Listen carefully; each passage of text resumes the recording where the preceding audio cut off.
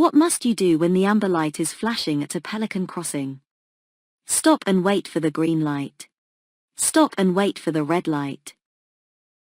Give way to pedestrians waiting to cross. Give way to pedestrians already on the crossing.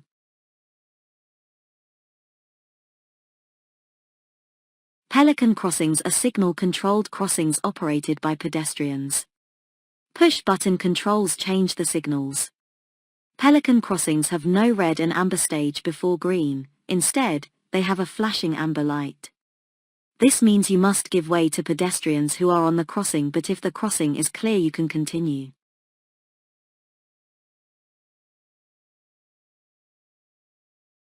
Why should you never wave people across at pedestrian crossings? They may not be looking. Another vehicle may be coming. They may not be ready to cross. It's safer for you to carry on.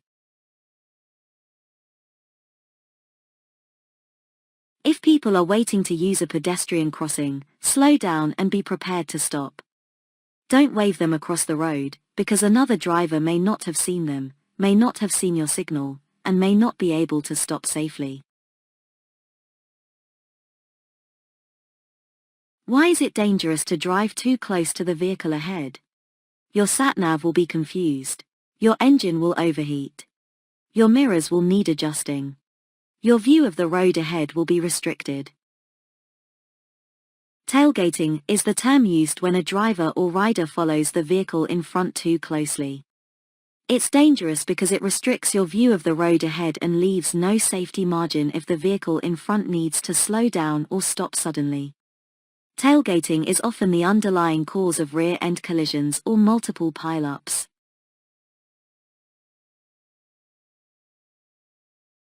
What will happen if you follow this vehicle too closely? Your engine will overheat. Your brakes will overheat. Your view ahead will be reduced. Your fuel consumption will be increased. Staying back will increase your view of the road ahead. This will help you to see any hazards that might occur and give you more time to react. What's the minimum time gap you should leave when following a vehicle on a wet road? 1 second. 2 seconds. 3 seconds. 4 seconds. Water will reduce your tire's grip on the road. The safe separation gap of at least 2 seconds in dry conditions should be doubled, to at least 4 seconds, in wet weather. You're being overtaken by a long, heavily laden lorry. What should you do if it's taking a long time for it to overtake? Slow down. Hold your speed. Speed up. Change direction. A long lorry with a heavy load will need more time to pass you than a car, especially on an uphill stretch of road. Slow. Which vehicle will use a blue flashing beacon? Motorway maintenance, breakdown recovery, bomb disposal, snow plow. Emergency vehicles use blue flashing lights. If you see or hear one, move out of its way as soon as it's safe and legal to do so. What should you do if you're being followed by an ambulance showing flashing blue lights? Brake harshly and stop well out into the road. Accelerate hard to get away from it. Pull over as soon as it's safe to do so. Maintain your speed and course. Pull over in a place where the ambulance can pass safely. Check that there are no bollards or obstructions in the road that will prevent it from passing. What type of emergency vehicle is fitted with a green flashing beacon? Road gritter, ambulance, doctor's car, fire engine. A green flashing beacon on a vehicle means the driver or passenger is a doctor on an emergency call. Give way to them if it's safe to do so.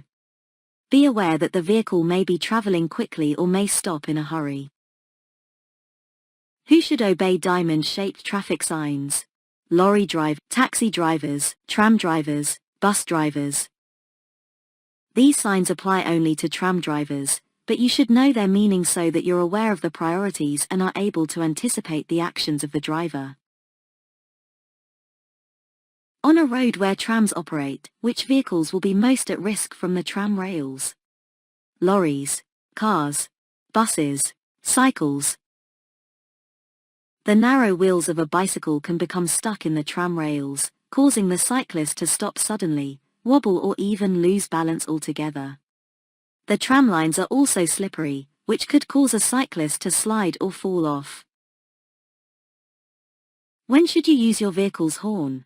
To signal your annoyance, to greet other road users, to allow you right of way, to alert others to your presence. You mustn't use your vehicle's horn between 11:30 p.m. and 7 a.m. in a built-up area or when you're stationary, unless a moving vehicle poses a danger. Its function is to alert other road users to your presence.